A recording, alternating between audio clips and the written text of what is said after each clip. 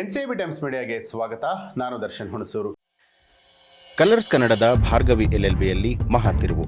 ಚಿತೆಯ ಮುಂದೆ ಭೀಷ್ಮ ಪ್ರತಿಜ್ಞೆ ಮಾಡಿದಂತಹ ಭಾರ್ಗವಿ ವಕೀಲ ವೃತ್ತಿಗೆ ವಿದಾಯ.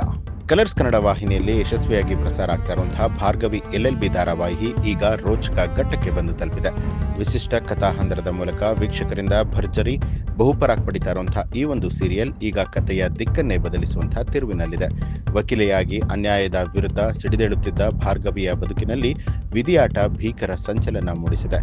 ಈ ಮೂಲಕ ವೀಕ್ಷಕರ ವಲಯದಲ್ಲೂ ಕೂಡ ಹತ್ತಾರು ಪ್ರಶ್ನೆಗಳನ್ನ ಹುಟ್ಟುಹಾಕುವಂತೆ ಮಾಡಿದೆ. ಪ್ರಭಾವಿ ವಕೀಲ JP ಪಾಟೀಲ್ನಿಂದ ವಕೀಲತೆ ತ್ಯಜಿಸಿದ್ದ ತನ್ನ ತಂದೆ ರವೀಂದ್ರ ಭಟ್ಕಳ್ನನ್ನ ಮತ್ತೆ ಅದೇ ಕೋರ್ಟ್ಗೆ ಕರೆತರುವಂತಹ ದಿಟ್ಟ ಗುರಿಯನ್ನ ಹೊಂದಿದ್ಲು ಭಾರ್ಗವಿ. ಅಂದುಕೊಂಡಂತೆ ಆ ಕನಸನ್ನ ಕೂಡ ಭಾರ್ಗವಿ ಸಾಕಾರ ಮಾಡಿಕೊಂಡಿದ್ಲು. ಆದರೆ ಇದೀಗ ದೊಡ್ಡ ಗೆಲುವನ್ನ ಸಂಭ್ರಮಿಸೋದಕ್ಕೆ ಅವಳ ಜೊತೆಗೆ ಅಪ್ಪನೇ ಇಲ್ಲ. ಇದು ಅವಳ ಸಾಧನೆಗೆ ಸಂದ ಸೋಲ ಅಥವಾ ವಿಧಿಯಾಟನ?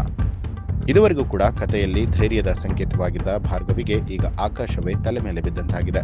ಭೀಕರ ರಸ್ತೆ ಅಪಘಾತದಲ್ಲಿ ತಂದೆ ರವೀಂದ್ರ ಭಟ್ಕಳ್ ಅವರ ಅಕಾಲಿಕ ಸಾವು ಇಡೀ ಕುಟುಂಬವನ್ನ ಶೋಕಸಾಗರದಲ್ಲಿ ಮುಳುಗಿಸಿದೆ.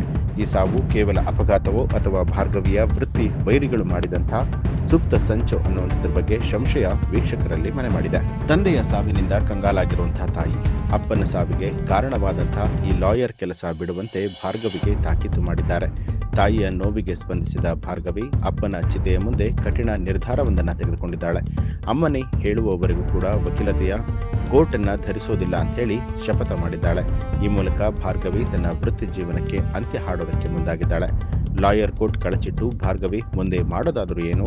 ವಕೀಲ ಪಟ್ಟ ಕಳಚಿಟ್ಟ ಭಾರ್ಗವಿ ಈಗ ಸಾಮಾನ್ಯ ಯುವತಿಯಾಗಿ ಹೇಗೆ ಬದುಕ್ತಾಳೆ?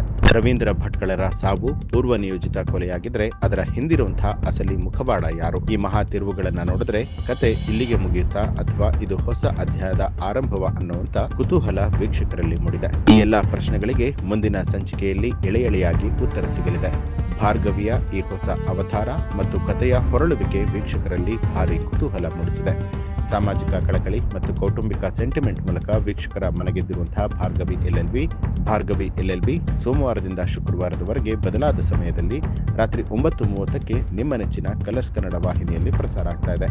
ಭಾರ್ಗವಿಯ ಈ ಅನಿರೀಕ್ಷಿತ ಪಯಣಕ್ಕೆ ಸಾಕ್ಷಿಯಾಗೋದಕ್ಕೆ ಮರೆಯದಿರಿ.